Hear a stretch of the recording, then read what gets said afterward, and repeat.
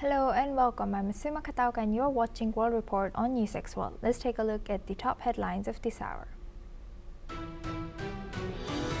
Twin explosions rocked a mosque in Jakarta, Indonesia during Friday prayers, injuring 55 people, with police identifying a 17-year-old student as the suspected perpetrator. National Police Chief Listio Sigit Prabowo has said an investigation is underway into the student's motive and background of the suspect. Poland is seeking European Commission's approval to use EU-Ukraine reconstruction funds for projects in both Ukraine and its own border zones, as war rebuilding costs reach $524 billion, as Germany, Brussels and France plan to enable Polish firms to join Ukraine's reconstruction efforts. The UN Development Programme has warned that over 2 million tons of untreated waste are polluting Gaza as piles of garbage and sewage engulf tent camps, with rubbish collectors halted and landfills inaccessible due to war. Officials fear a growing health crisis of skin and gastric diseases among the residents.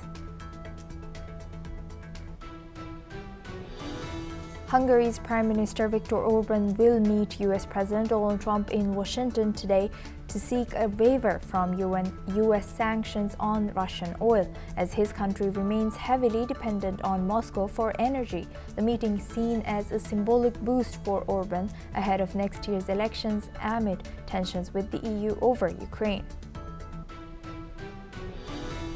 Georgian prosecutors have charged 8 opposition figures, including jailed ex-president Mikhail Saakashvili, on plotting to overthrow the government and aiding foreign powers, amid criticism by the EU, while the opposition has denounced the move as an attempt by the ruling Georgian Dream Party to impose a dictatorship as tensions escalate. A Greek prosecutor has charged 4 more senior Coast Guard officers over the 2023 Pylos shipwreck that killed hundreds, making it one of the Mediterranean's deadliest tragedies, with only 104 of an estimated 750 migrants surviving.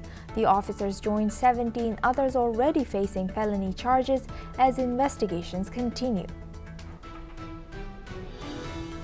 German Lieutenant General Alexander Solfrank has warned that Russia could launch a limited attack on NATO territory. Could happen any day now. He has also added that if Moscow's armament efforts continue, a large-scale assault on the 32-member alliance could be possible by 2029. However, President Vladimir Putin denies any aggressive intentions. The death toll from Typhoon Kalmaeki in the Philippines has risen to 188 people, with most fatalities reported in Cebu Island. Authorities said 135 people remain missing and 96 people injured, though the figures are still being verified. Now we start with the Ukraine and Russia war. The European Union has announced stricter visa regulations for Russian nationals in response to ongoing security concerns amid the war in Ukraine. Russians will no longer be able to obtain multi-entry visas, requiring them to apply for a new visa each time they wish to travel to the EU. Let's listen into what the EU spokesperson has said.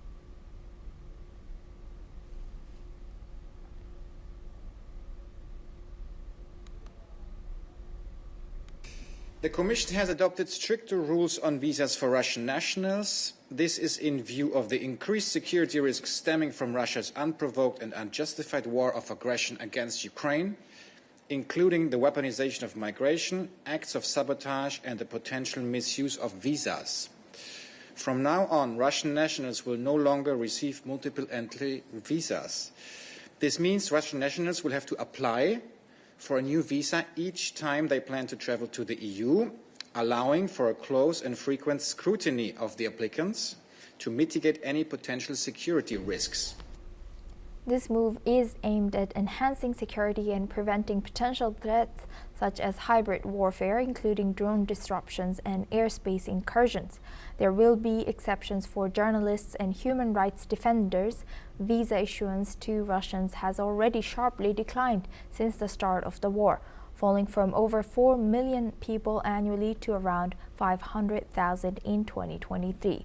However, some EU countries continue to grant visas, with France, Spain, and Italy among the most active.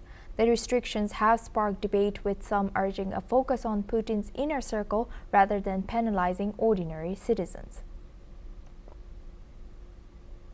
Now for this discussion, we welcome Glenn Grant. He's an ex-advisor to Ukrainian Defense Minister, joins us live from Riga. Thank you very much, Glenn, for joining us again. Good to see you.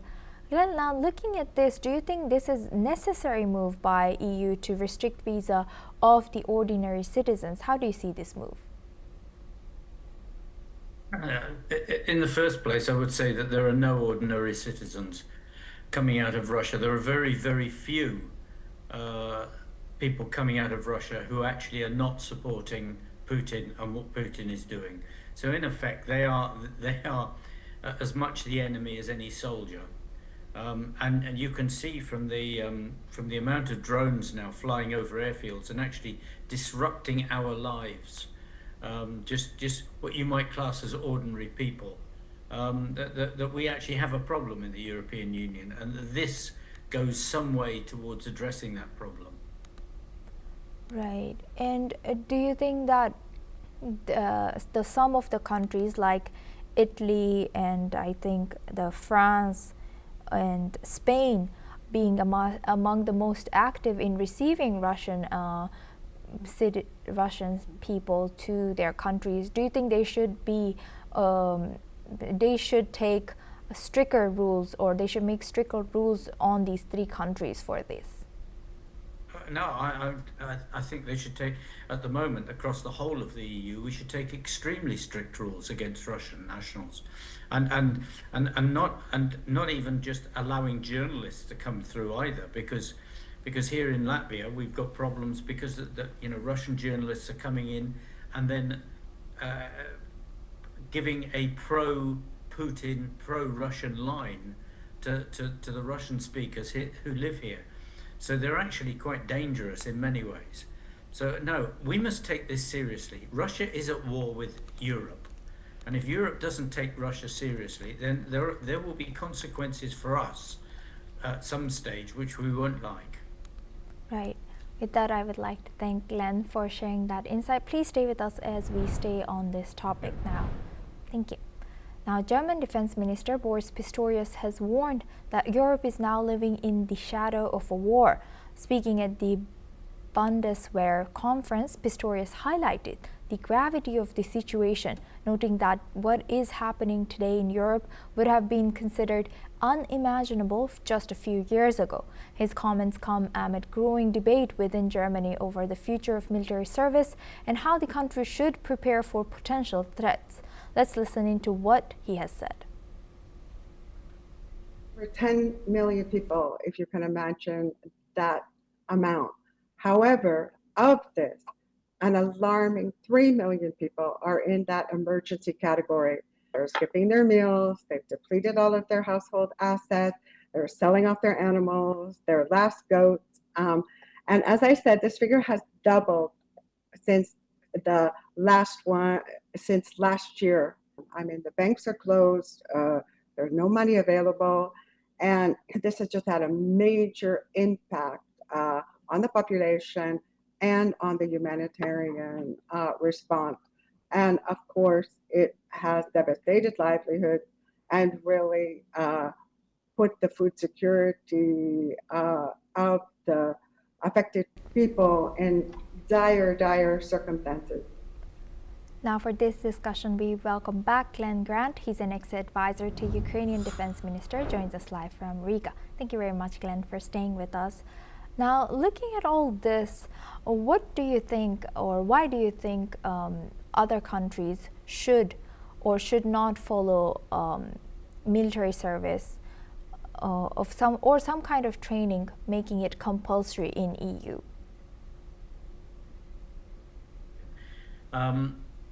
Because I think that if Russia does continue to stay aggressive with everybody, that we actually do need a lot more soldiers. But there is a balance to this, because one of the problems is when you have conscription, that you end up with lots and lots and lots of not very good soldiers. And it spoils the officers considerably, because officers then end up just being teachers time and time, rotating round and round, teaching the same thing, and they don't get an opportunity to develop their own experience. I'd just say, imagine if you're a surgeon and all you're allowed to do is appendix operations. You never get the experience or the knowledge to do anything else. So it's quite important that some parts of the European defence, maybe Great Britain and one or two other countries, stay professional, so that we actually have people who are very, very high quality. Because otherwise you just get lots of very average, and that is not a way to win a war. Yes, indeed. And what do you think would make joining military attractive for the current young generations, especially people in 30s, 20s? What do you think should be needed to make a difference in these people coming in or joining these military? Well, the first and most important thing is respect. Respect, respect, respect. Because if people understand that they're only going to come in and they're going to be sitting around doing nothing, then they're never ever going to join. You've got to pay people something sensible so they don't feel that they're losing out. Because of course, if you're a young man in the IT industry, you could be earning a lot of money. And if someone's expecting you to then leave that and go and work for nothing, you're not going to go.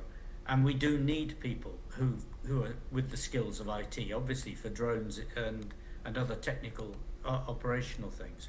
But I think also you can add things like sport.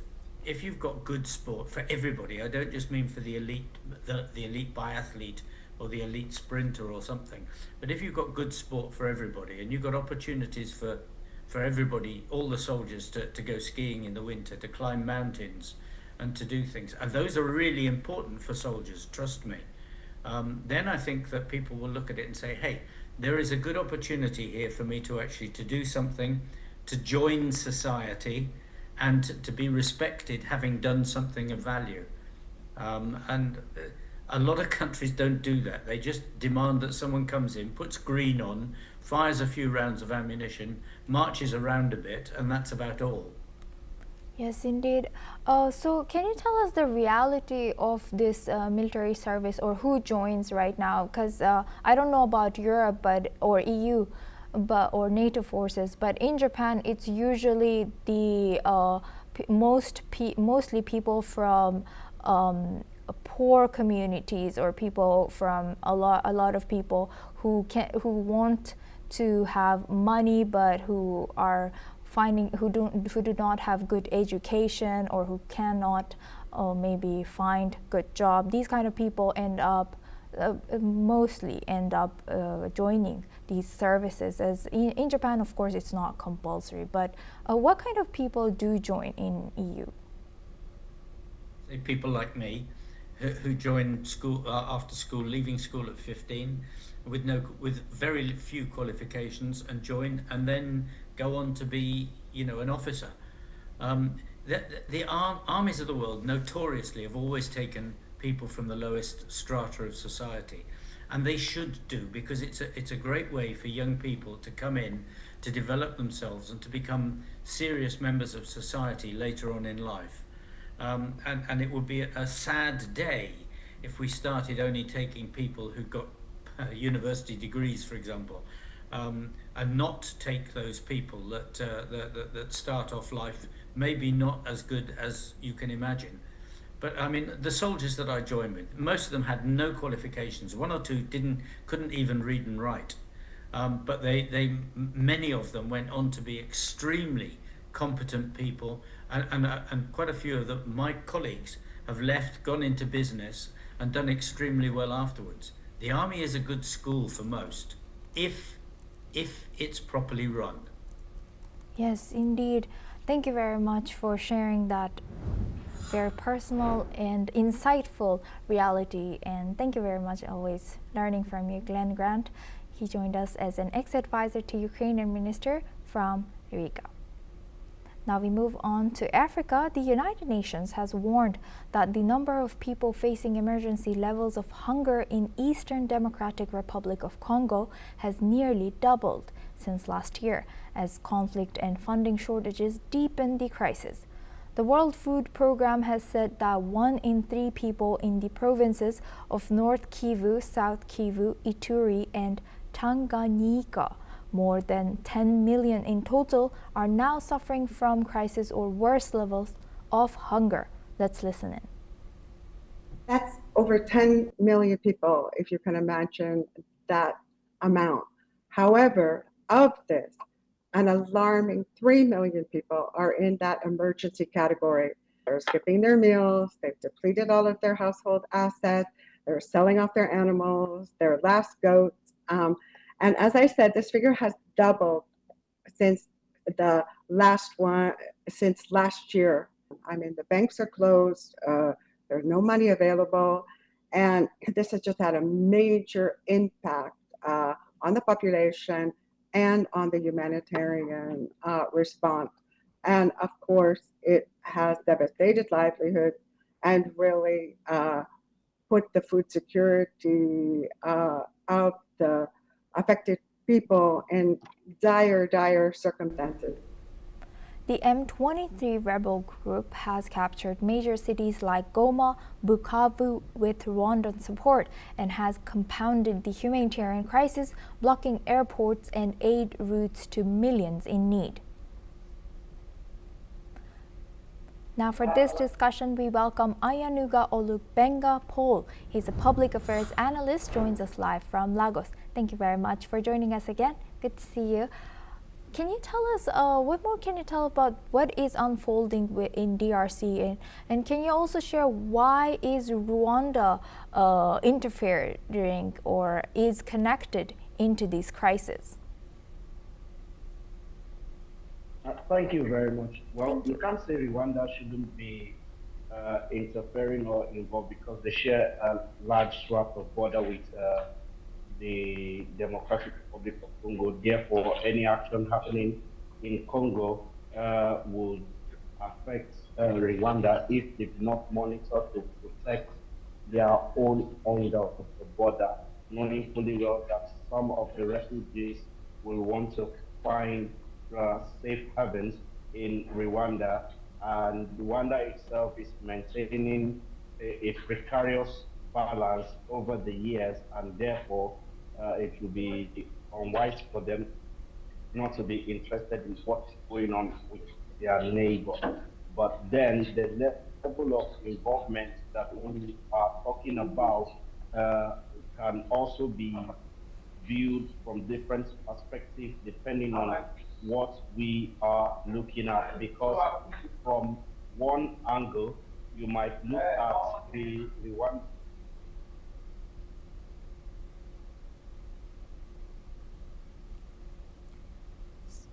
Sorry, we seem to have lost our guest, Ayanuga Olugbenga Paul. M23 rebel to gain a large swath of ground, which an allegation which the Rwandan government has severely and severally denied. But at the same time, you can also look at it from the Rwandans' own narrative that they are just there to ensure that their own border is safe and no incursion into their country from this rebel.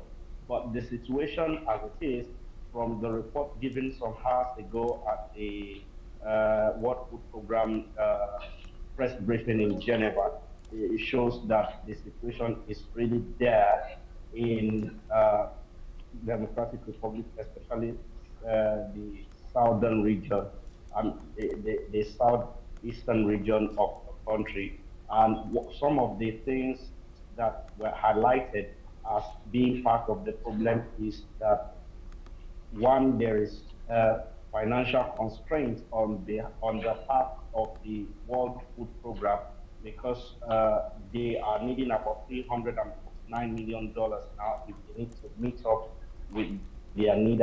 That we can only hope and plead with all well-meaning people across the world, billionaires, millionaires, athletes, and the celebrities to help push the agenda of the suffering of the people of the southern Congo to broader attention so that people can assist the World Food Program by donating massively as their target to help about 1.1 million people now has been moderately reduced to only 600,000 people due to the fact that they have limited resources.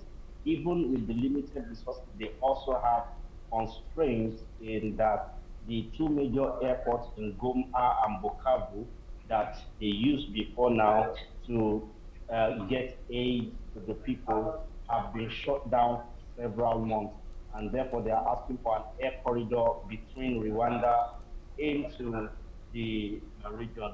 And you see, another angle with this problem is that apart from the internally displaced people in Congo itself, a lot of refugees are also trooping in from southern Sudan with the crisis going on in Sudan, putting more pressure to the already tight budget that the World Food Program is having to help the Congolese people.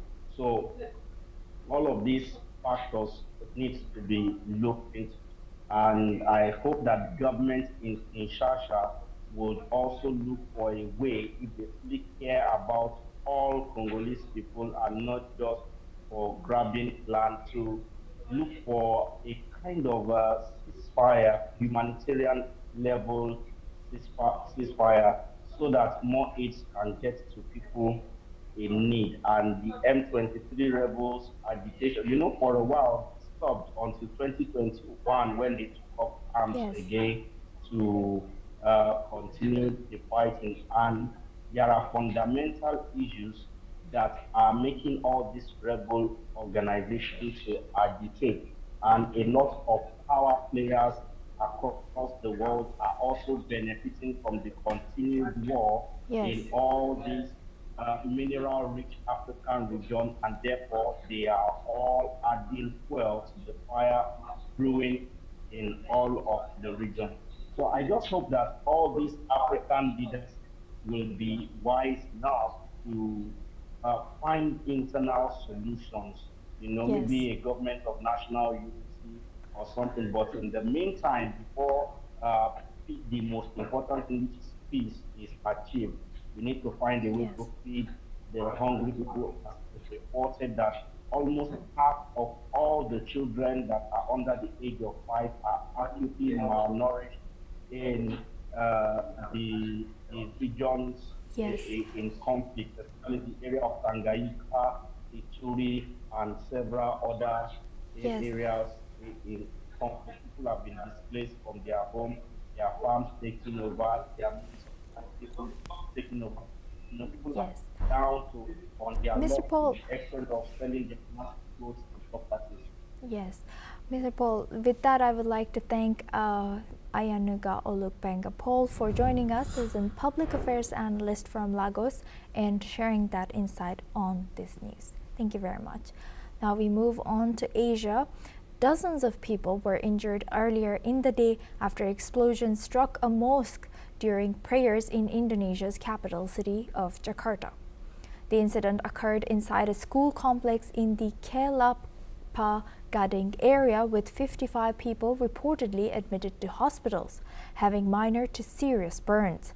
Local authorities have identified a 17-year-old student at the adjacent school as the suspected perpetrator. He is currently undergoing surgery while police investigate his background and possible motives. Now, the mosque and school complex are located on Navy-owned land in a crowded area. As of now, police have secured the site as a crime scene with armored vehicles, emergency services, and forensic teams examining the evidence. Initial reports say that damage to the mosque structure appears minor. Let's listen into a few witnesses as they describe the chaos and panic. Saya kaget banget ya Pak, soalnya kan jarak antara masjid sama kantin itu kan sebelahan, berdekatan gitu kan. Saya pikir sih itu konslet Pak, gitu kan. Saya pikir sound system yang meledak gitu kan. Tapi kita nggak tahu ternyata apa, karena kita langsung keluar gitu kan. Karena ada asap mabul putih itu keluar dari masjid, terus kaca-kaca kan juga pada pecah. Jadi kita kan kaget Pak, ada hal bunyinya itu terlalu besar banget gitu kan. Jadi kita sampai dada kita aja sampai dak-dikduk gitu kan, sampai aduh napas juga kayaknya gimana gitu kan. Jadi kita langsung pada ngacir ke depan Pak, pada melarikan diri gitu kan. Itu aja sih Pak. Saya mau mencari anak-anak kami aja yang bersekolah di situ. Ternyata kan sudah crowded begitu, kami lihat juga banyak korbannya, ada yang luka-luka, ada yang mukanya hancur. Nah, kami cari tetap anak kami di situ tapi nggak ketemu. Now for this discussion, we welcome Madhav Nalapad. He's the editorial director at TSG, joins us live from New Delhi. Thank you very much, Madhav Nalapad, for joining us again. Good to see you. Now, how shocking is this news that's coming in from one of the biggest Muslim populated country? And what do you think, what political or social factors contributed to such youth radicalization in Indonesia in particular? And how should policymakers now address them? The sad truth is there has been increasing radicalization in Malaysia, and frankly it has pitted Muslims mainly against Christians, because the number of Hindus is very small and they are concentrated in Bali, but not even Muslims in general, but a small number of them. And I think this danger of the young people getting radical ideas from the internet, including in the local Indonesian language, which by the way is very similar to Sanskrit, is a real problem that so far has not been addressed by the government in Indonesia, because they're afraid of by doing so they may annoy the Muslim community, which is by far the majority community in Indonesia. But the reality is the vast majority of Muslims are joined with the Christians and the Hindus and other communities to basically condemn terror. So I think they would be very happy if there are any kind of any terror-related activities are put down, including through dissemination of online hate. The problem with online platforms, they have become disseminators of hate, violence, and some of them have even, if you go into the dark web, you can see manuals on bomb making, and bomb making by very simple material that you can actually collect in your school chemistry laboratory. And we don't know the motive of this young man, but I would suggest that the odds are very clear that somehow he has been radicalized, and possibly the mosque is basically frequented by Muslims of a different sect, and hence the bomb blast. The minor nature is probably because it's a country bomb and not a sophisticated weapon which is wielded by a terrorist group. So I'd be very surprised if it's a terror group. I think it's more the act of a lone wolf, what we call a lone wolf, this young man. And the whole tragedy is even very young minds, 11, 12, 13, 14, they get radicalized. All kinds of nonsense comes on in the internet. I mean that their own sect of the faith is under risk, under threat, which again is nonsense. I mean, overall, Indonesia is a very tolerant country, and there is no question about it. And the Indonesian government is very heavy in its crackdown on acts of terror. But I think it needs to do more, where online hate is being regularly produced, and they need to identify those websites where this online hate got especially large audience among the young. This is possible using modern technology, modern methods, and the Indonesian government is quite capable of that. India and Indonesia have been good friends for ever since both countries were basically freed from colonization. Indonesia very soon after India. So the fact of the matter is that it's a common problem faced by both countries. As far as Indonesia is concerned, I don't think the government has done enough to examine this problem of online dissemination of concepts of hate, especially that appeal to the young.